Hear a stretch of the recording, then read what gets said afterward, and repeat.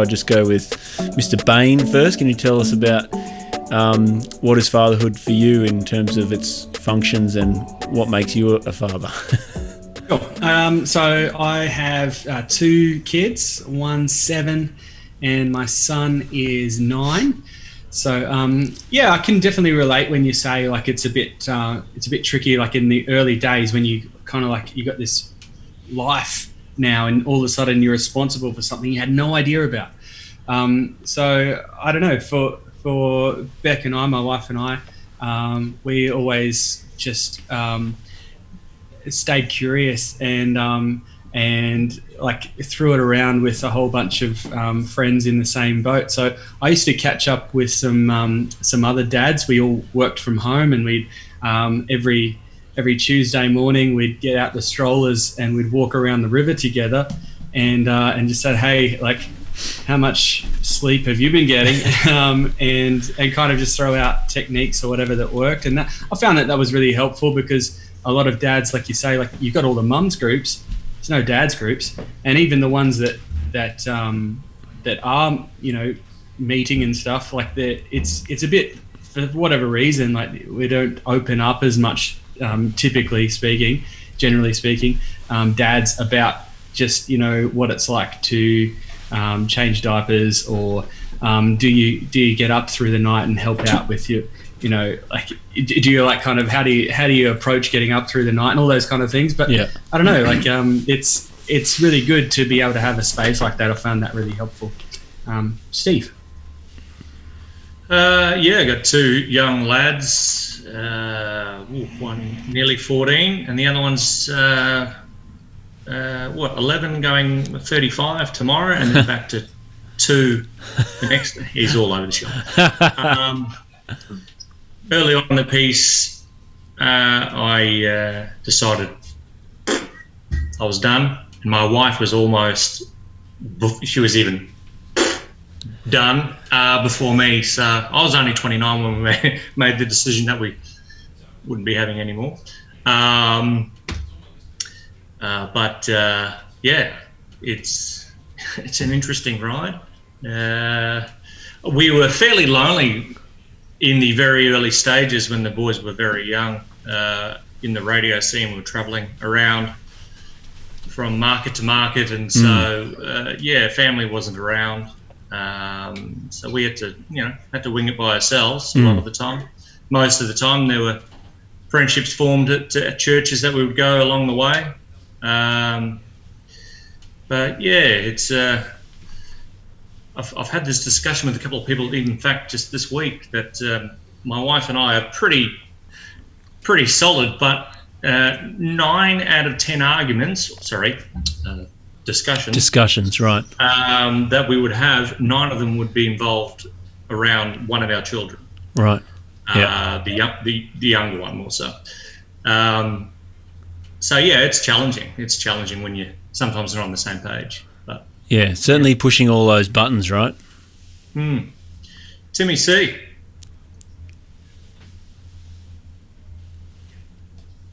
Hello.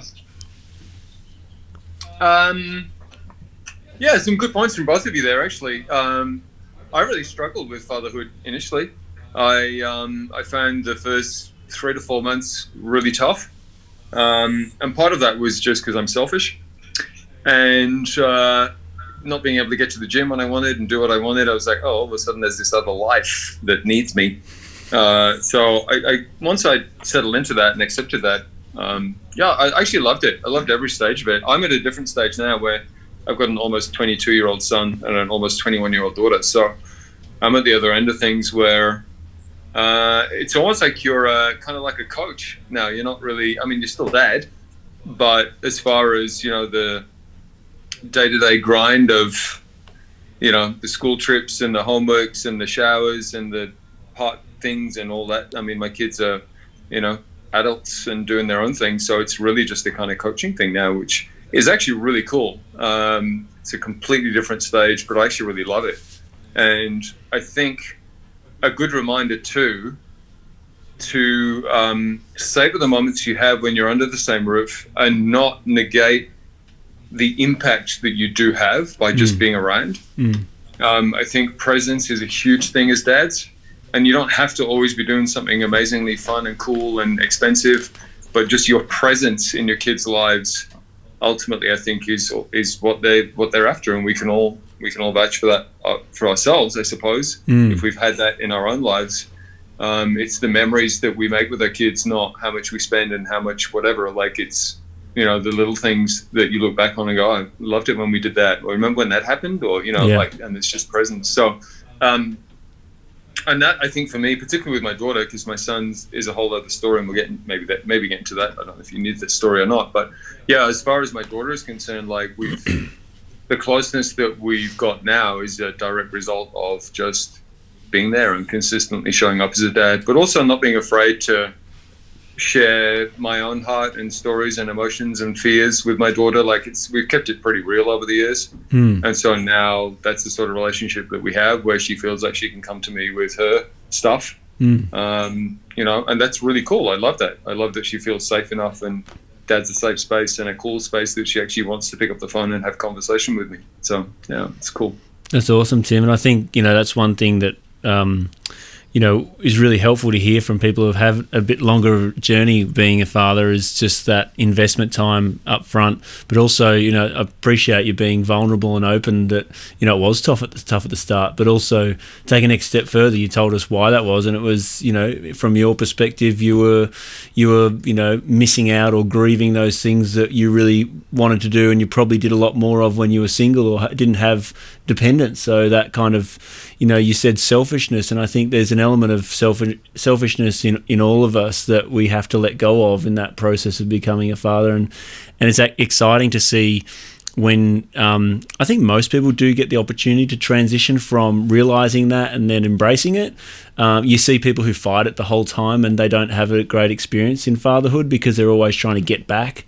And probably to some extent we're all, you know, on the spectrum there. Any given day, you know, I just want to go out and go fishing, or I just want to go out and go for a surf or play golf. And there's elements of that which we all know is a healthy things to do at the right times, but, you know, it comes down to balance and time. So that's a really great share. And I think the thing that we do with Dad's Group is make spaces for this kind of chat, you know, and often with Dad's Group, it's dads and babies, so you don't get this depth of conversation. You get half conversations between vomits and changing nappies, etc.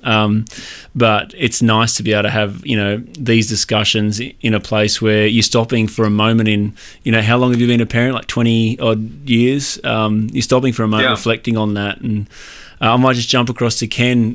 What's your experience as a father been like, and when did you become a father?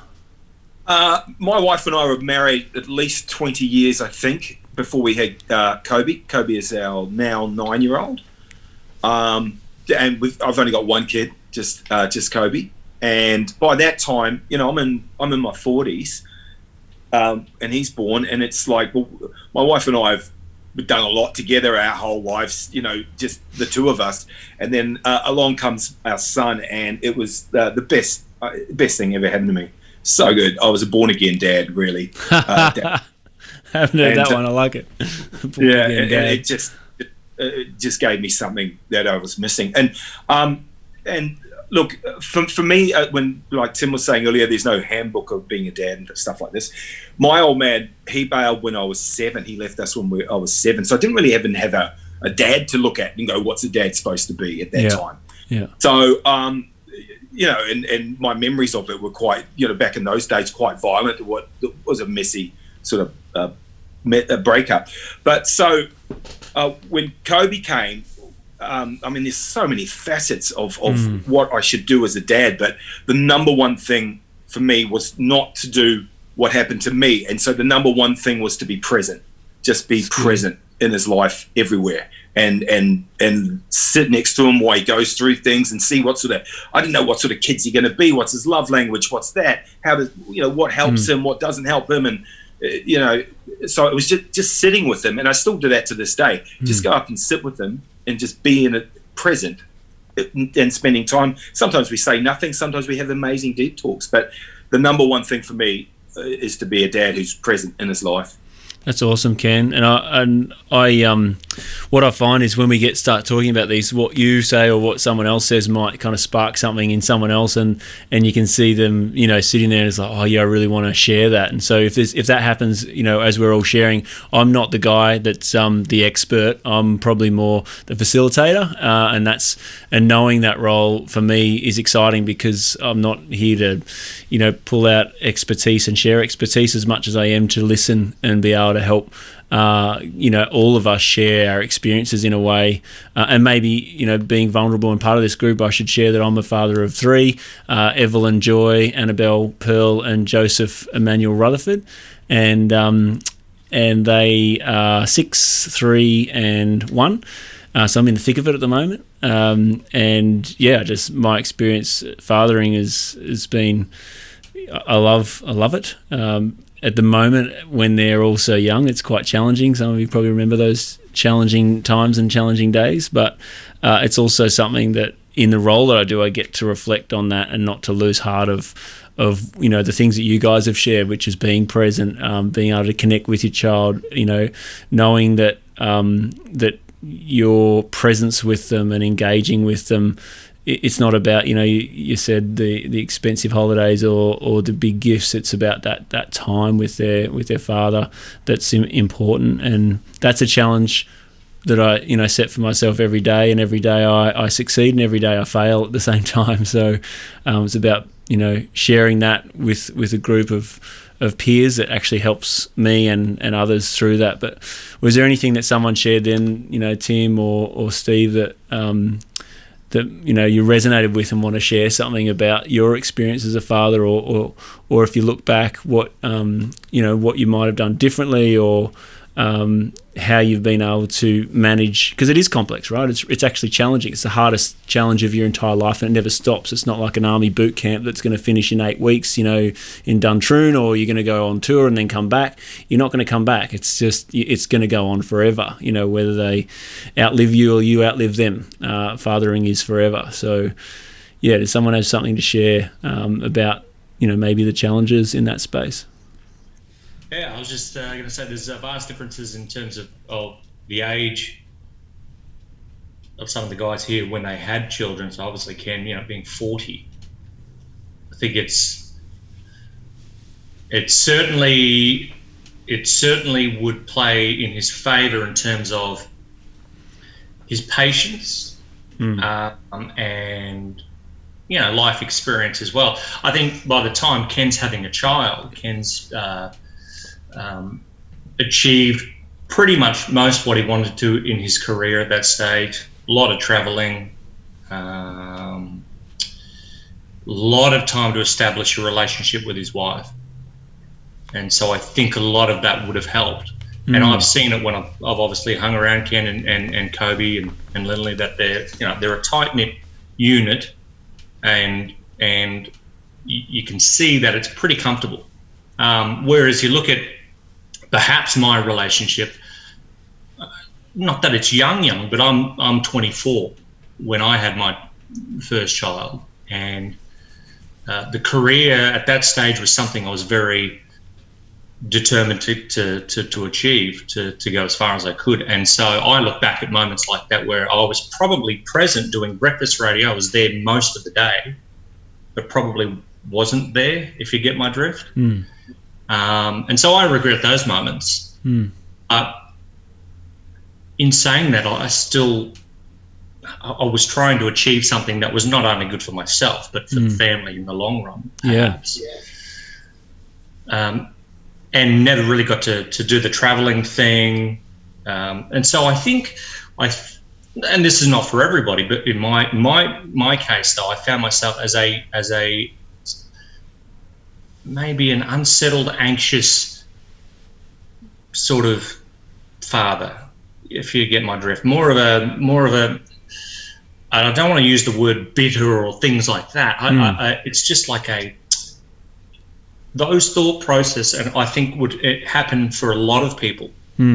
It's like, I would never change it, but if I didn't have children, what could have happened? I think a lot of people feel that, and then they feel guilty when they think that. Absolutely, yeah. And so Yeah. You're younger and you're highly sort of strung. You've got goals and stuff, and children, you know, as brutal as you want to be, get in the way of that sometimes. So, I think certainly age has a lot to do with that when you're having children.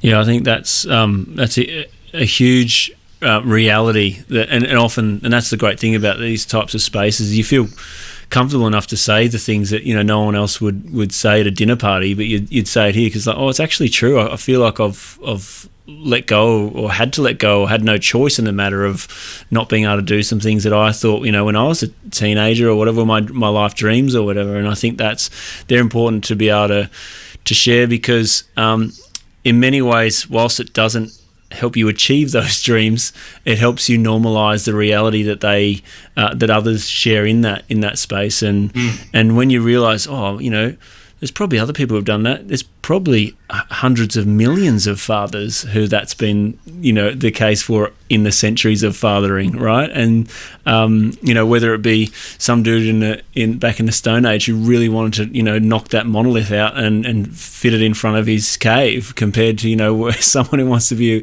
corporate high flyer and travel around Tim C, who wanted to do the gym thing and bulk like I am right now. Exactly. That's why I ducked out a couple of times and it was in the oven. I completely forgot about. What is that you're eating? Is that a platypus or something? That's a chicken thigh, mate. All right, nice. I have about 12 I'll do today. I've got a toasty here as well. It's pretty good. It's got some salami in it. Oh, mate, that's going to bulk me right up. That's going to bulk. Hey, I reckon, like, one of the common things is that you can't, like, if you're a committed father and you're like saying, I'm going to be around for this and I'm going to stick at it, then it's always going to bring up those something in you. Like, you know, we talk about like what is good about our kids, but it's always reflecting back on you. So if you're like what Steve was describing then about like someone who's young and inexperienced, like, I don't know, like maybe the impatience factor is going to be there. Maybe like, I don't know. I just reckon that it kind of, fatherhood, it pushes out and it exposes stuff that we just need to deal with. And if you want to be a good father, you're going to have to at some stage take ownership of your weaknesses, take ownership of your own flaws, so that you can be somewhat effective. And because we've all got that, but fatherhood and parenthood is one of those things that kind of brings all of that stuff to the surface. So yeah, and have you ever, like, because Steve mentioned about how, like, he had a career thing happening. Have you ever heard, like, some advice from someone saying, just don't let the child affect you, just, like, bring them into the normalness of your family. If it is, like, all about career and you're going, then just bring that in. Have you ever heard that? Because that always makes me laugh. Because I guess there's a balance to it. Like, you don't just throw everything out the window. But, like, some people say it as if it's like, you know, I'm on my path and I'm just going to go this way, and they are, you know, they're just going to learn what's normal. Have you guys ever had that advice? Yeah. It's funny. I remember before there was a lot of people, remember, they're coming into your life. You're not coming into their life. Yeah, like, heard that one. Yeah, midwives. First couple of words they said. It's just like, yeah, I mean, it's a valid point. You know, you were seeing, it doesn't matter what career you're in, but you were seeing people in the same sort of level of what they were trying to achieve at that stage, maybe the same age. But they had all day, the whole day, went to bed whenever they want, ate when they want, and yet you're going home, you're changing nappies, and you're you know, wiping vomit off your shirt, and you're taking them to, you know, it's, yeah, I can see it, and people will be like, oh, it shouldn't affect you. No, of course not.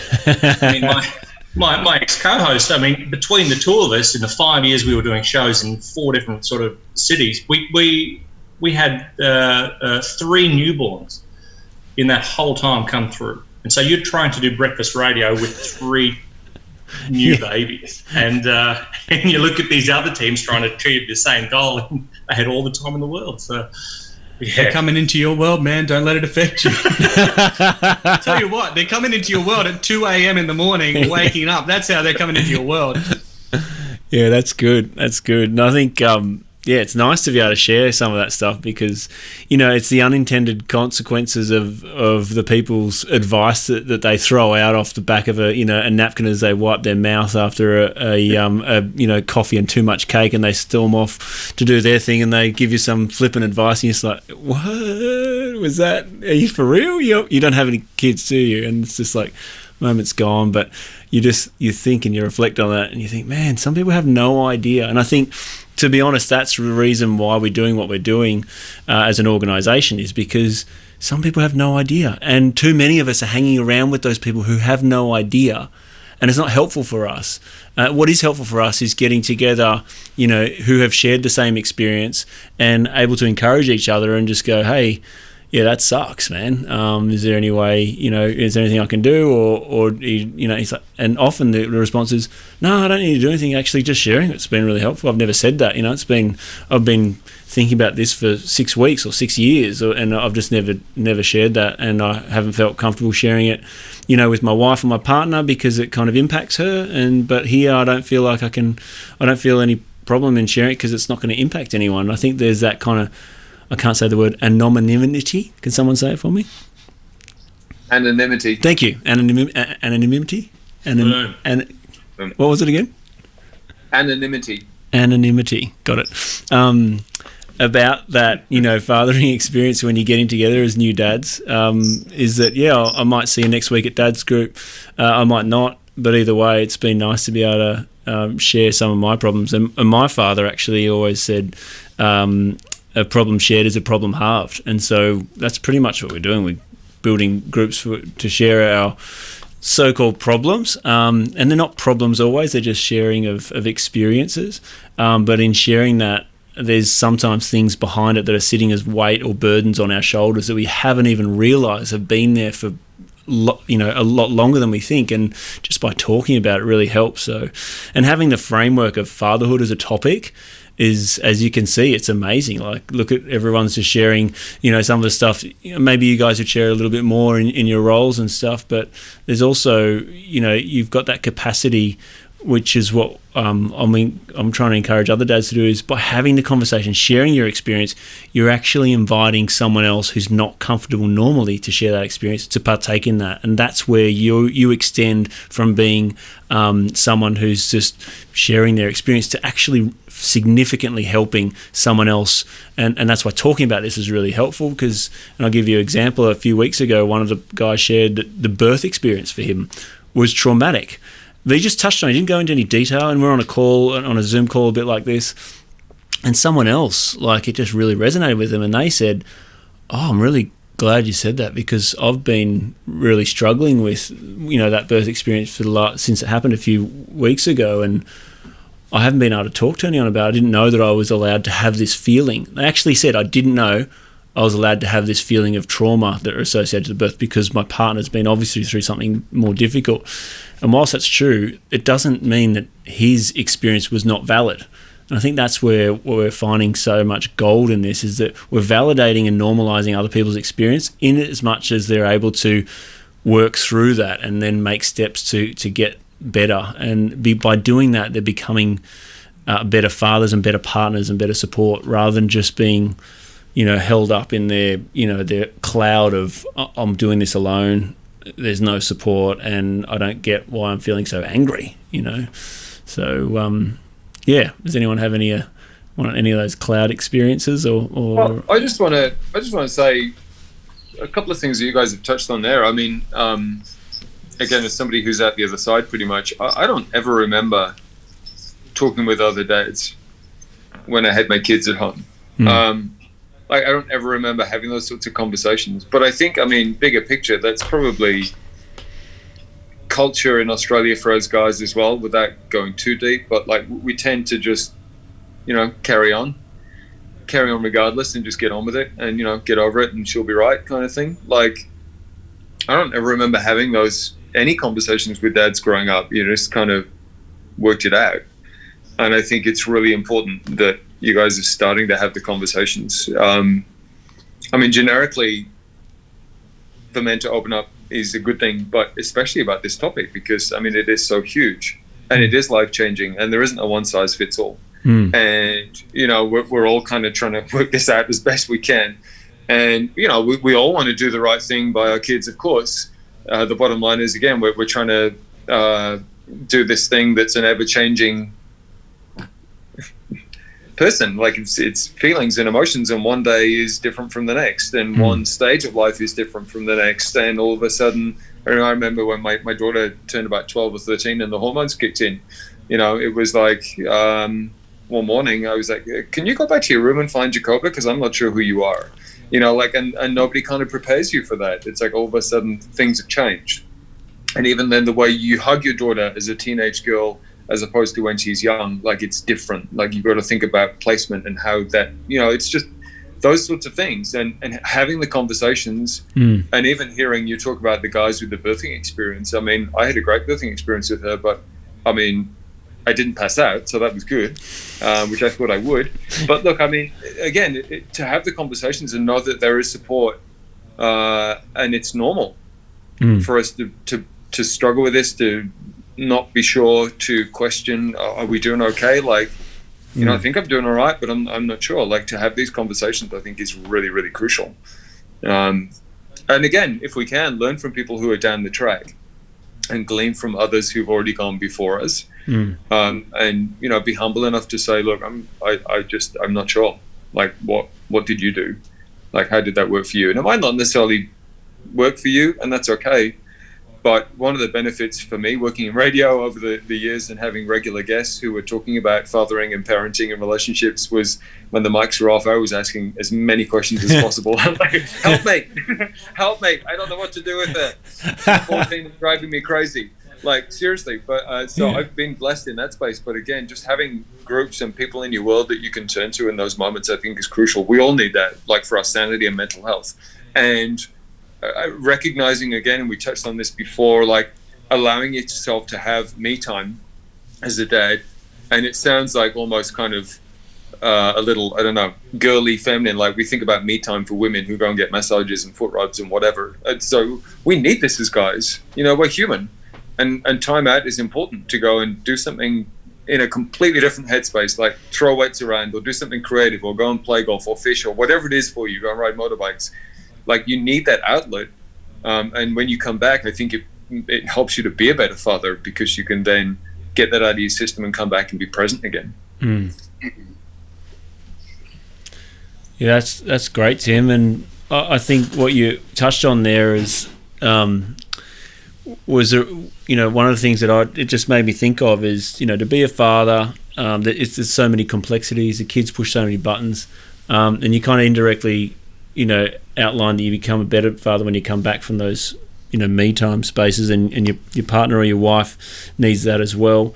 Can anyone share about how they've been intentional about that relationship with their wife or partner that's really brought about fruit to that family situation, or, good outcomes? I know that for me personally, at the moment, we're going through, we're wanting to sort through some of those tough conversations about identity, who we are and what we want to be as individuals, then as a family, and then as a family, then as a community, right? So we're actually having those intentional conversations, which, lead to complex things that you don't know. And as you're talking about them, you discover, you're doing self-discovery at the same time.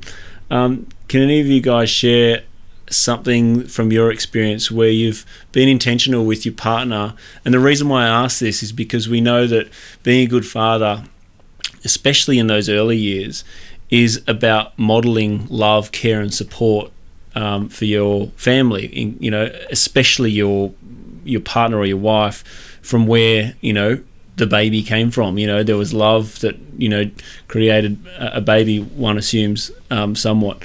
So therefore, if we lose that, it's very easy, I think, in this day and age just to go, father, kid, father, child, most important. I don't like to share my opinions on this because of my role, but I do feel like to be a good father, there's at least an element of love, care and support to your partner, whether you're together or not together, that would positively impact your child's development. I just thought I'd throw that out there to see what your guys' thoughts are on that from your experience, being maybe a bit more down the path. For my wife and I, we had a case. I mean, there's been lots of sort of cases down through the years, but like for us recently, obviously, he's grade 3 now at school, but going through that whole school process, to be on the same page, to be on the same sort of thing with homework and all that sort of stuff to get going. And then you go through the conflicts where your child is now hanging out with 1,000 other kids who've got 1,000 other inputs and things like this. And then there's the conflict with that. To be on the same page with your wife, to sit down and go, okay, how are we going to handle this situation or that situation? I mean, it's a day-by-day process. But I think if you both sit down and understand that each situation can affect you and your wife differently, and you'll see it in that way, and there can be strengths when the other one's weak and vice versa. And so I think, like, say for instance, this whole COVID thing, we've come to a point, when it first kicked off, where schooling from home, I mean, that was incredible to do. And there was a website that my son's teacher put up, and my wife thought it was to stick up his work so that she could see it and mark it, but it wasn't. It was apparently a website where you stick up excellent work, and you want to show it off. So she's just sticking up random stuff of Kobe's up there, like spelling and all this stuff. And then people start going, oh, that's not special work, that's just average work. And she bursts into tears, and I'm like, okay, don't worry, it's going to be fine. We'll get on the same page. I've done the wrong thing for my son. This is not going to affect him. It's not going to affect him big picture. He doesn't even know it's happening. He's not on. So, what was important to her and blew her away, I was just like, forget about it. And that somewhat helped to be, that sort of balance, to be on the same page about what you want to do on purpose. But then again, and knowing that this journey, you might not even think twice about what your child's doing, but it may affect your partner tenfold, and just being sensitive to that. And then vice versa, it could affect you hard, where for them it's like, no, that's nothing. You don't need to worry about that. It's a good balance, and it always comes down to communication. It's good. Yeah, I was going to say something really similar, actually. So I'll just jump off from there, Ken. Communication and honest and open communication. When you are the most honest and vulnerable with your partner is usually when your relationship is in the healthiest space. And so my wife and I, we're trying to talk, even if it's like little things that have been nagging at us. Maybe we don't even realize, maybe it's all, subversive or whatever, and you don't even know that that's niggling at you. And then all of a sudden you realize just telling, oh, that's why I've probably been a bit off, because this is happening. And there's so many conflicts, as you say, Ken, that come up. So many issues, whether it is COVID, or whether it's schooling, or whether it's the neighbors yelling or something. Like, we're always talking about it. And what we've actually decided to do is make sure that we reserve some of our talk and our conflict resolution as a couple for having that in front of the kids as well. We can invite them into the conversation in a sensitive way, because they're all different ages and stuff, but so that they can see you talking through stuff, not in an argumentative kind of way, but in a hey, we've got to solve this together. And inviting them in on those discussions can be really helpful in their development. Because there's this myth, or maybe it works for some people, I don't know, but in my family it doesn't work. Like, people who say, hey, never argue in front of the kids, and I know what they're saying. They're saying don't raise your voice and have all this kind of crazy stuff, but at the same time you need to have some kind of friction that's alive, so that you can see that you respect this other person's input, you respect this other person's opinion, and that we can work together with that. It's not just dominant. It's good. Steve, I know you got something to say. It's itching. You can see it. It's just from the beginning of the conversation when I was mentioning that. The most disagreements my wife and I will be about discipline for mainly our youngest son. He's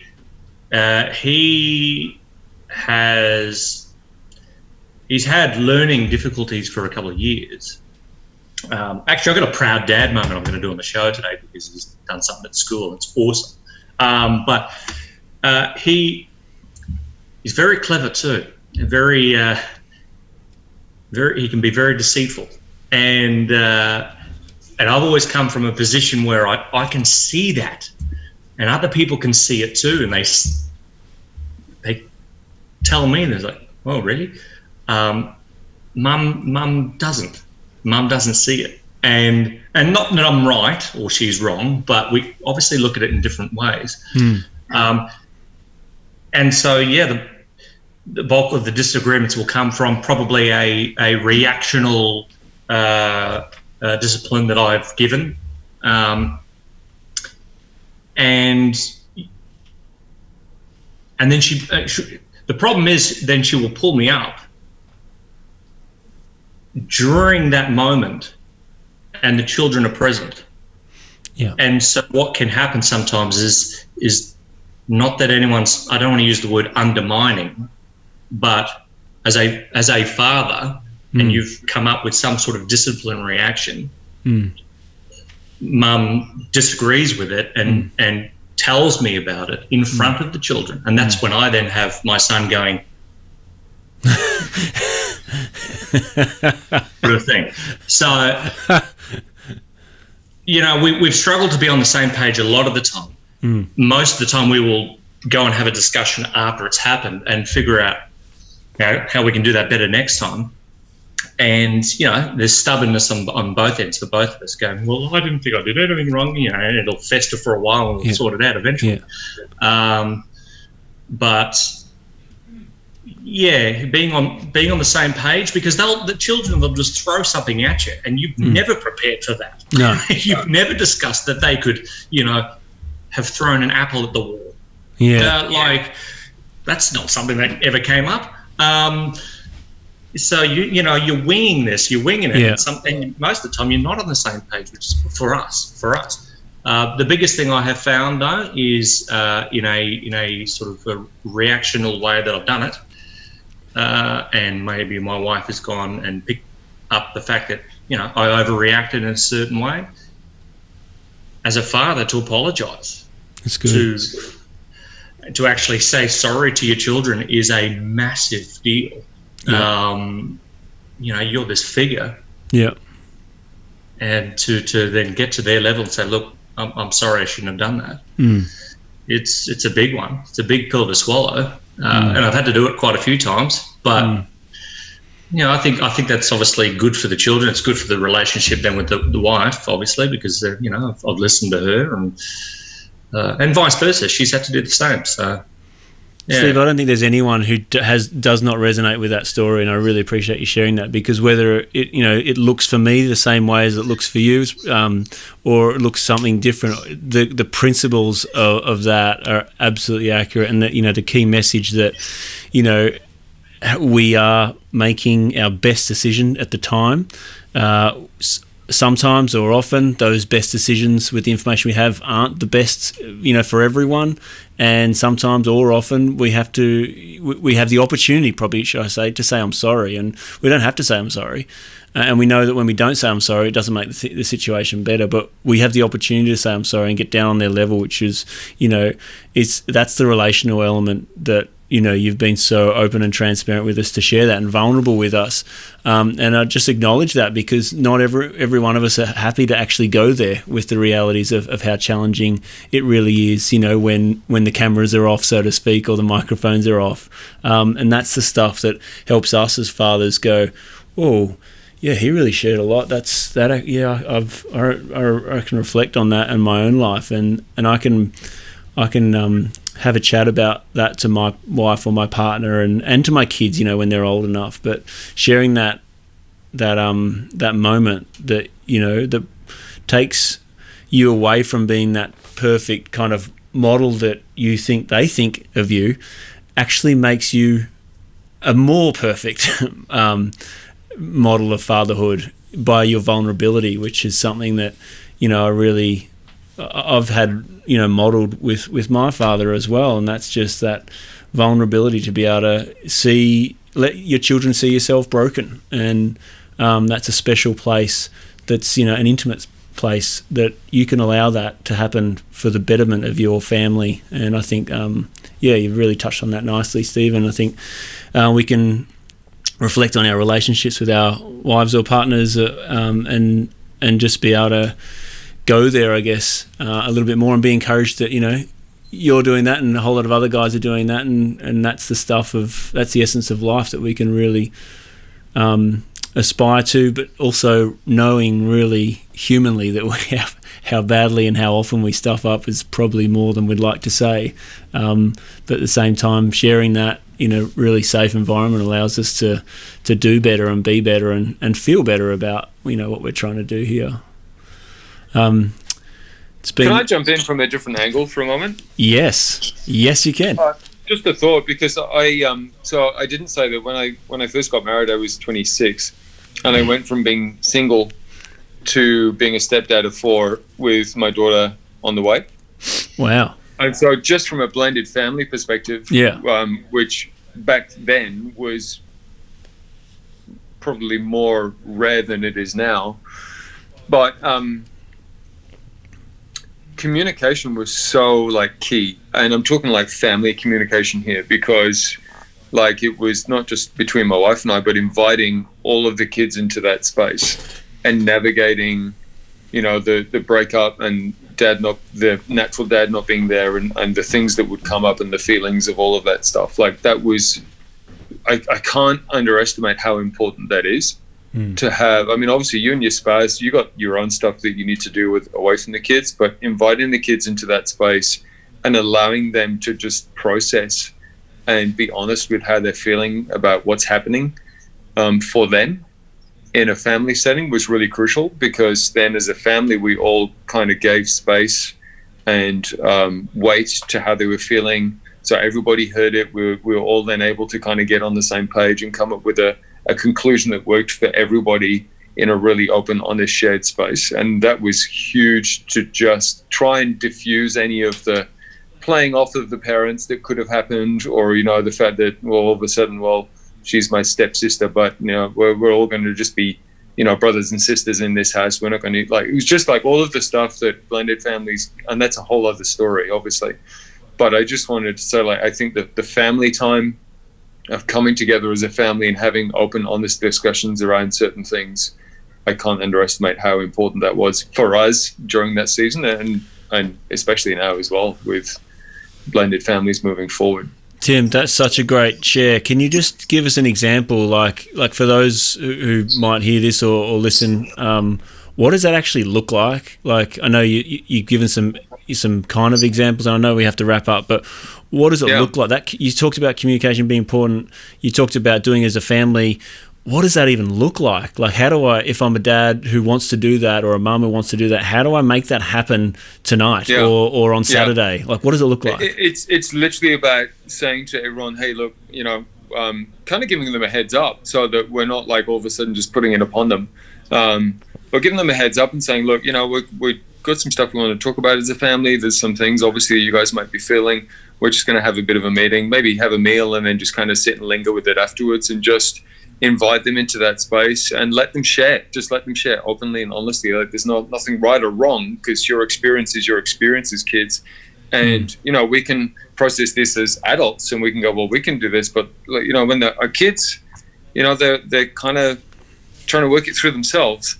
And it's just allowing them that space and the freedom to actually voice how they're thinking and feeling about any of that, and just sitting in that space collectively as a family and opening up the discussion and saying, well, okay, what does everybody else think about that? How are you guys feeling? Do you feel the same? Do you feel a little bit different? And just giving everybody in that space validation, and then coming together as a family and going, okay, well, so then how can we move forward? And maybe putting some suggestions to the kids, letting them bring some suggestions to the table, and it being a very collaborative thing, so that they feel invited into that space and that they're a part of it, not like we're the adults and we're making the decision for you, allowing you a degree of, well, we want to hear your thoughts and how you feel, because we're all trying to navigate this together. And, you know, we don't want to tell you how this is going to work, because then you don't feel like you've got a voice, but at the same time, we've all got to make this work as a family. So, you know, we want to do the right thing by everybody here. And also, just on that as well, like, there's no easy way to say this, but not bagging out the other partner that's not there. So important not to do that. Like, put your own feelings and thoughts aside as adults, you know, certainly don't voice those to the kids, because it doesn't breed harmony, and it just makes the journey that much more difficult. Wow, that was super helpful, Tim. Not only for the people who might be in your situation, but for everyone. I think communication being core to that. We're going to wrap up there, and by the sounds of it, I think you guys have probably learnt from each other. I've certainly learned a lot of things just today, and I've really enjoyed it. So I really appreciate the vulnerability that you guys have been able to give and share, and hopefully we'll be able to have an opportunity to do this again, because I thought it was wonderful, and I think some of these conversations would resonate in any community around some of the challenges that we're navigating, and hopefully we get to go in a different direction and a bit deeper in other areas at another time. But thank you very much for sharing, and I look forward to meeting you face to face.